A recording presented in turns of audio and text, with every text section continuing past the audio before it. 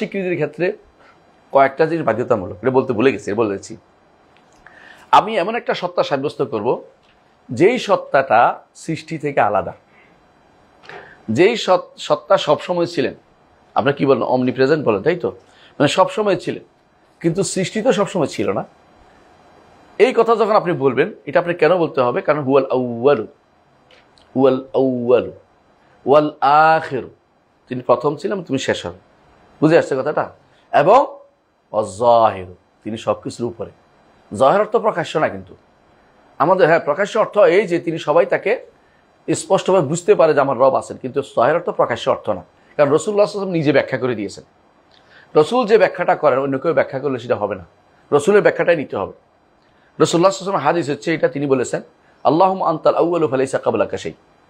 আপনাদের এখানে আসবে ইনশাআল্লাহ। আপনিই প্রথম, আপনার আগে কিছু নেই। ওয়া আনতাল আখিরু ফালাইসা বা'দাকা শাই, আপনিই শেষ, আপনার পরে কিছু নেই। প্রথম কে? আল্লাহ। শেষ কে? আল্লাহ। বুঝছেন তো কথাটা?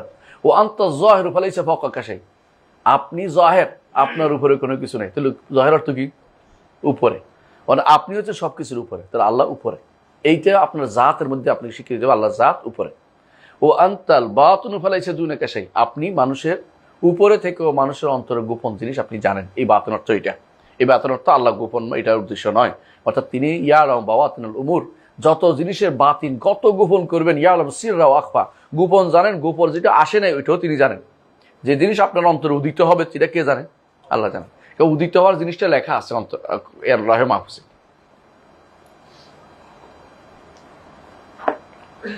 তাহলে বুঝলাম যে যে আল্লাহর জাতের উপর ঈমান আনতে হলে এক নম্বর ঈমান আনতে হবে তিনি সৃষ্টি থেকে আলাদা। তিনি সৃষ্টি থেকে আলাদা, তিনি সর্বপ্রথম, তিনি ছিলেন, কেউ ছিল না, তিনি সবকিছুর উপরে, তিনি সবকিছুর উপরে আর সবকিছুর নিচে, তিনি সবকিছুর উপরে। কারণ ওহুয়াল আলী ওহুয়াল আযীম, তিনি সবচেয়ে বড়, তিনি সবচেয়ে বড়, তার থেকে বড় কোনো কিছু হইতে পারে না। যাবতীয় সৃষ্টি ছোট। এইটা যদি কোনো ঈমান আনতে পারেন প্রথম, তাহলে আপনি আল্লাহর সত্তার উপর ঈমান আনছেন। নইলে আপনি এখনো পর্যন্ত আপনি ব্রহ্মার উপর ঈমান আনতেছেন, আপনি বিষ্ণুর উপর ঈমান আনতেছেন, আপনার ঈমান এখনো শুদ্ধ হয় নাই। প্রথম ঈমান জাতের উপর, এমন একটা সত্তার উপর ঈমান আনতে হবে যে সত্তা উপরে। এই প্রমাণ হচ্ছে রাসূলুল্লাহ সাল্লাল্লাহু আলাইহি ওয়াসাল্লাম, আপনি এই বইতে আসবে, রাসূলুল্লাহ সাল্লাল্লাহু আলাইহি ওয়াসাল্লাম দাসীকে জিজ্ঞাসা করেছিলেন আইনাল্লাহ, আল্লাহ কোথায়? যাতে করে প্রথম ঈমান পরীক্ষা করেন, জিজ্ঞাসা করেছেন। কারণ জাতের উপর ঈমানটা শুদ্ধ আছে কিনা দেখতে চেয়েছেন, আল্লাহ জাতের উপর ঈমানটা শুদ্ধ আছে কিনা দেখতে চেয়েছেন। বুঝছেন তো? তাহলে প্রথম আল্লাহর উপর ঈমানের জন্য আল্লাহ জাতের উপর ঈমানটা শুদ্ধ হতে হবে। তারপরে আল্লাহ তাআলা আফআল, সবাই আমরা আল্লাহর সৃষ্টি, আল্লাহর সৃষ্টির বাইরে কিছুই না, কিছুই নেই। ঈমানদার কাফের যত কিছু সবই আল্লাহর সৃষ্টি, এটা ঈমান আনতে হবে। তিন নম্বর এই জিনিসটা শেখ ঈমান আলোচনা করে নাই, এই জন্য এটাই আলোচনা করলাম।